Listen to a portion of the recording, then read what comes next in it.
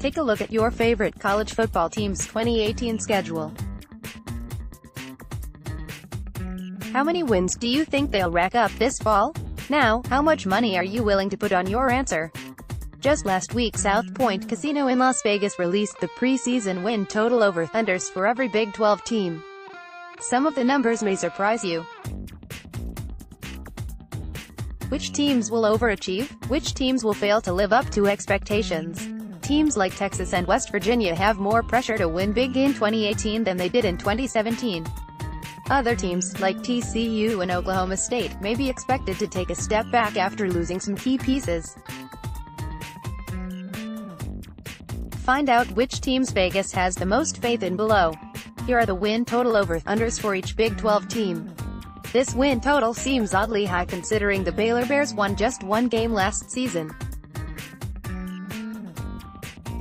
It's tough to see a team that lost to Howard in 2017 bouncing back and increasing their win total by 5 the next year.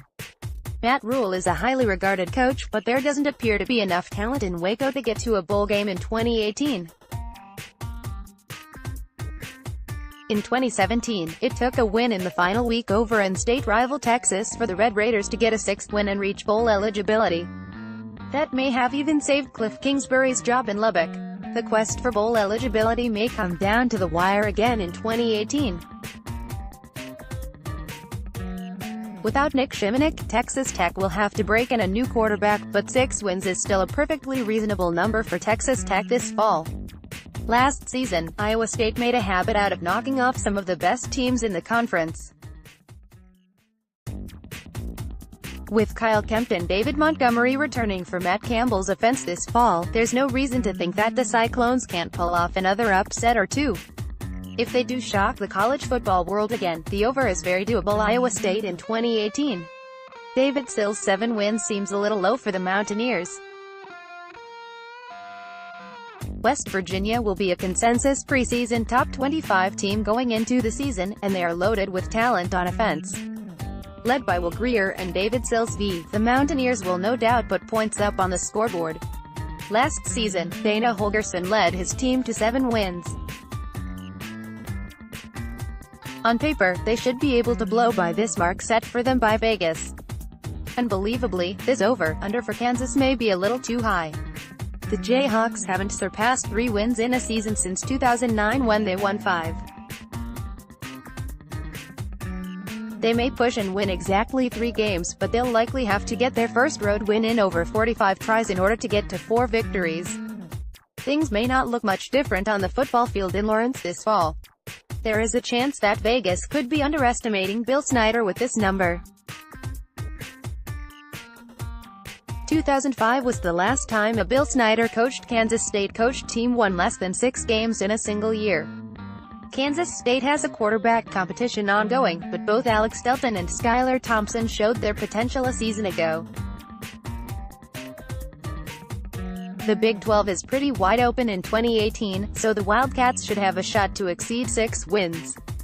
640 by 360. This number feels just about right for Gary Patterson's TCU team.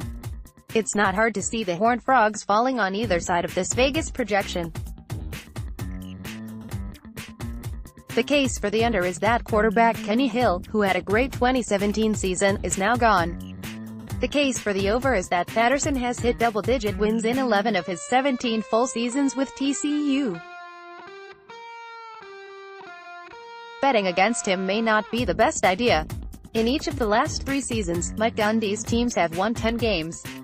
However, they lost a lot of elite talent to the NFL following the 2017 season. Quarterback Mason Rudolph and wide receivers James Washington and Marcel Aitman are all gone, and the Cowboys will have to start from scratch to a degree. Running back Justice Hill is still in Stillwater, but 8 wins seems about right for Oklahoma State this fall. All the Sooners have to do to be successful in 2018 is replace one of the greatest quarterbacks in college football history. Kyler Murray, who has decided to put the MLB on hold for a year, looks like he can be great but has little experience. Still, Oklahoma probably remains the top Big 12 team on paper. They have some tricky non-conference matchups, but it would be surprising to see Lincoln Riley lead his team to another 10-win season. After a decent 2017 in which the Longhorns won 7 games and the defense took a big step forward, more will be expected from them this fall. In order for Texas to get to 9 wins and hit the over, they'll need to figure out their quarterback situation and replace some key pieces on defense. If the offense can't find some consistency and the defense regresses, the Longhorns will end up on the wrong side of this over-under.